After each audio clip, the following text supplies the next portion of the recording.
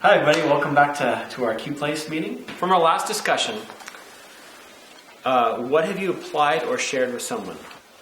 In an earlier meeting, we had talked about theists and deitism, deists and theists and Polytheism. and pantheism. Oh, pantheism. So it's like, if he's here, then how is he here? If he does exist, is he in everything all the time, all around you, or is he? So that's been rattling around your head? It goes down to like bugs in the house. Should I smash that? Yeah, should you smash the spider? Should you get the fly swatter? Right. Because if God is in everything, then you should probably catch the spider and put him outside. So it sounds like you thought about it. Yeah. Early. Hey, Curtis, how are you? Good to see you. Party's here. Well, from last time, I've been thinking about how hard it is to ever have any definitive evidence for anything, really, and that's my doubtful side. And especially thinking about how we talk a lot about how reasons for believing or not believing in God are very subjective, and it's all based on human experience, one way or the other. Whether it's spiritual experience or non-spiritual experience, we develop our reason for what we do off of that. Help me understand it. So is the question, does any of this make sense, or is there any way to prove anything? Right. Yeah, it's kind of a fatalistic, recursive question of, is there any way to prove anything, really? Yeah. My cousin's been in town. We always have really deep philosophical conversations. And we got into it, and he asked me, all right, so, in your heart of hearts, what would it take to change your mind? What would it take? What would have to happen to make you believe in God? And something as simple as that really just threw me off, because I had to actually think about it. And it really just kind of got me to see myself in a different light. Like, maybe I'm nowhere near as objective as I thought I was. In my trying to be objective, I lean so far into the science and the rationale that I kind of block off any other possibility. Sounds like it had a big impact on you. Yeah, my head's still spinning over it. I'd say that's for sure. I'm very much so in the same place with that, especially running in certain circles where every single person is Christian. You start asking yourself, how is it so commonplace that that everyone can accept something that I can't? And then it ends up to something like, what would it take? And then if my answer is nothing, then what's wrong with me is the question that I found myself asking. And it's a difficult thing to overcome, because I don't think there is anything wrong with me. I'm hoping that if there is a God, that he's just showing me the fun way how to get there. But yeah, it's scary sometimes that it's just what if there is a God and I'm wrong, and I'm just sitting here trying to be right so hard that I can't just let myself accept something that could be good for me. Where I think I'm fighting the good fight and I'm really standing up for what is objectively true, despite how it might feel, when it could just be easier to, or even better, to not do it that way. So I'm glad that you're in this struggle with me, and best of luck to you. Yeah. Good dialogue, and it's really, I'm glad. Thanks for sharing your thoughts.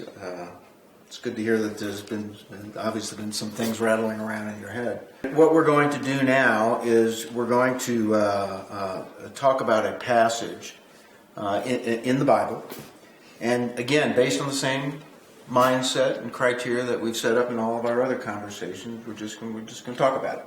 And we'll follow these questions. Let's go ahead and read it out loud, and then we'll go from there. A few days later, when Jesus came back to Capernaum, the news spread that he was at home. Many people gathered together so that they stood up, took his mat, and walked out while everyone was watching him. The people were amazed and praised God. They said, "We have never seen anything like this." All right. Whew. A lot going on there. So the first question is, what does this reveal about God?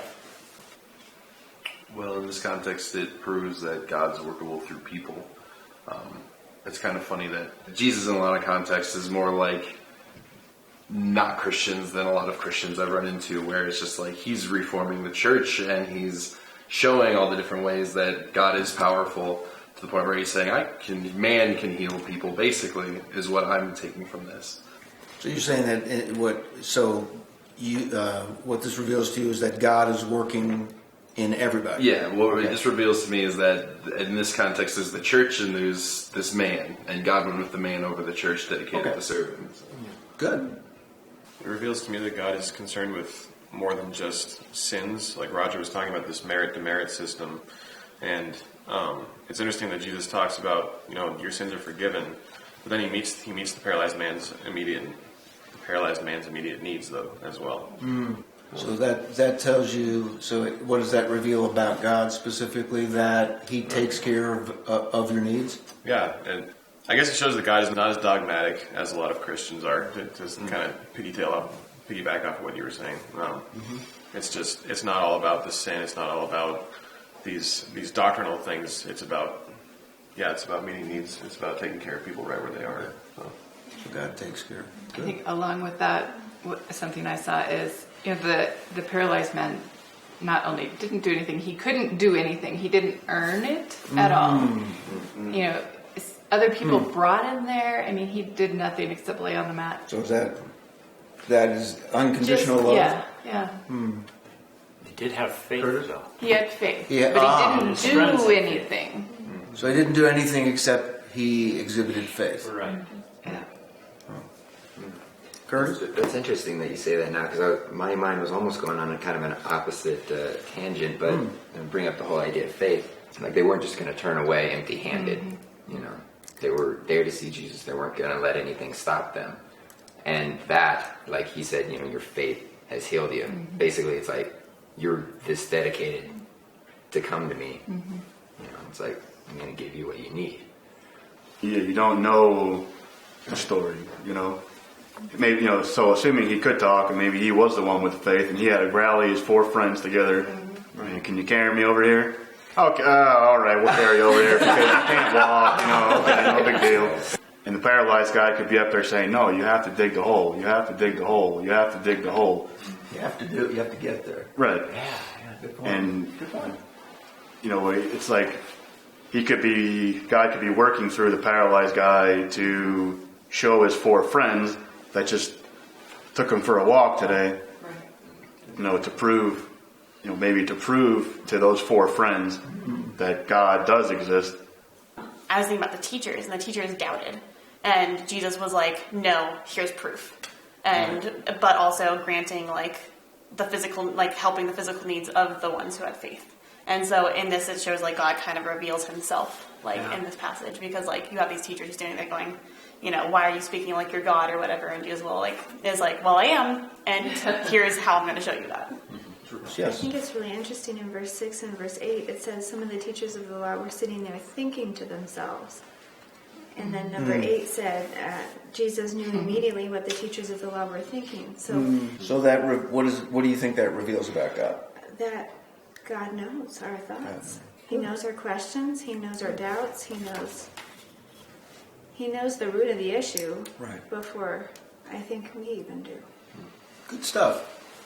Let's unless somebody has something that's really pressing on them, we'll move on to the next question. If you believe this was true, how would you apply it in your life? I would just wonder about it. Oh, okay. If it's always it's a question of, it's just like the question in the courts as to whether or not somebody committed a crime. You have claims made and witnesses, and how are you going to decide this issue? And it's case by case. I would probably be more of a yes man, or not like a yes man in the traditional sense, but in the Jim Carrey movie Yes Man, where he says yes to a lot of things. That's what I would do. Because it's easy to have faith in things that are proven to be true. That's not faith; that's just knowing. But at that point, if I know that God's out there and He has a plan for me, if I have a torn ACL right now, but I really want to go skiing with the snow that's going to come up soon this winter, and so I could just have faith that I could go and be fine, and I could go skiing, no problem, and it'd be great. And that's what I do. Okay. Excellent. If this is true, it demands a response from me. Some to kind of have, action. Yeah, faith and trust. That's great stuff. Anybody else before we wrap this up? Because we're right at the end of our time. Okay, good. Thank you. Karen? So is there any thing that anybody has that you would like us to pray for?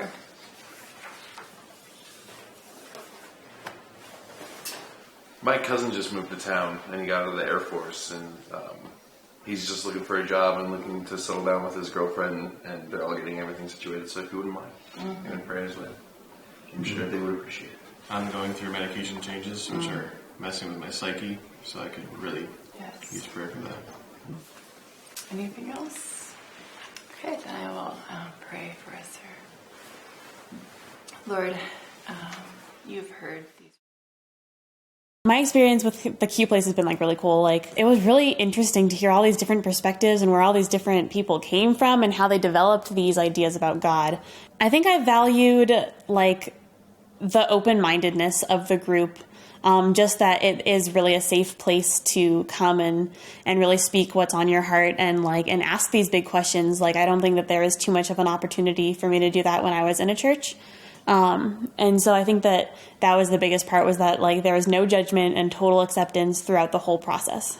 I'm still a universalist, just in the sense of just different people experience God differently and experience life differently. And based on that, that we have these notions of God.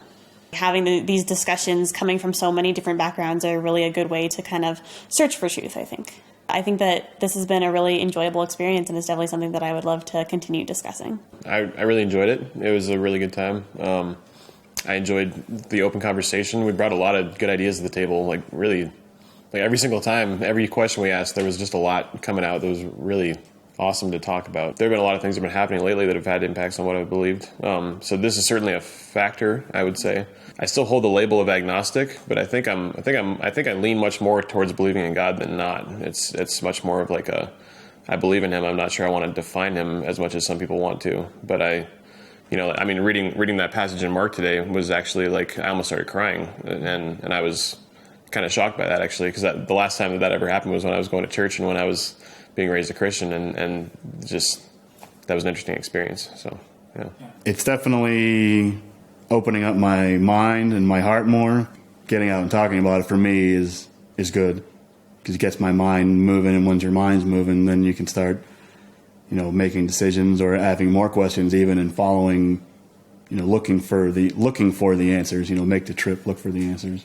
Definitely interested in continuing the Q Place. My experience with Q Place has been really amazing. I would say probably for the first time since I really started to doubt my faith and kind of lose it, just kind of shrug it off, I've started to honestly open up to it a little bit more, but in a completely different way. Have my beliefs shifted? I would say my stance has shifted. It's been very good. Definitely the biggest perk for me has just been the meeting of people, the community. It's really nice to have people that you can talk to about this kind of thing once a week, so it's cool. There's been an influence that's not usual that's been brought to my life because of Q Place. There's questions that I wouldn't have normally asked that I'm now asking because of that moment, that connection that we had. I'm getting what I came here for, which is to change something about my life. I don't know what yet, but I know what questions I have to ask to get there. Yeah, I'm definitely very interested in continuing. Hopefully I get some really long-lasting relationships out of this, and some mentors to kind of ask some questions. It's been amazing. It's not every day where you can just have a conversation with someone who believes something very different than you do and come away with it feeling good about it. It's been really good. I've really enjoyed it a lot. It's a cultural wasteland these days as far as philosophy goes. And so I'm glad that somebody wants to have something where people feel comfortable in airing their questions and concerns about these issues. There is an openness to ask questions, and there certainly is a lack of agenda with regard to how the discussion proceeds. It was affirming to the model. I felt very convinced that the model, as laid out, is valid, it works. I was pleasantly surprised on how quickly people engaged in opening up and sharing some of their thoughts and some of their deeply held beliefs. Not only do I have a chance to feel as though that I'm offering people a way for them to grow, but it also helps me to grow at the same time. So I think the toughest part was the anticipation of what it was going to be like to invite people to this and be rejected. But it was not as difficult as I thought it would be.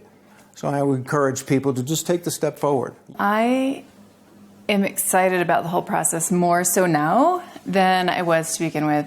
It's definitely eye-opening as to how much it was wanted and well accepted. Easiest part, I think, is just loving the people. You kind of get this idea that it's us and them, Christians and non-Christians, and we don't have much in common, and it's hard to relate to them, and it so has not been. And, I care about these people and talk to them as friends now, and it's just been easy to care for them. It's been really, really good. What's really surprised me the most about this is that there are people out there non-Christians who want to talk about the Bible, who want to talk about God. I had no idea that they were going to have this reaction. I was a bit skeptical before and really, why are we doing this Q Place thing? And honestly, in some cases, it seemed like a waste of time. Why would I want to spend my Saturdays talking to a group of affluent young people who have heard the gospel message before, and they have rejected it? Turns out that I think it is. I think it's a valuable thing for the church to do.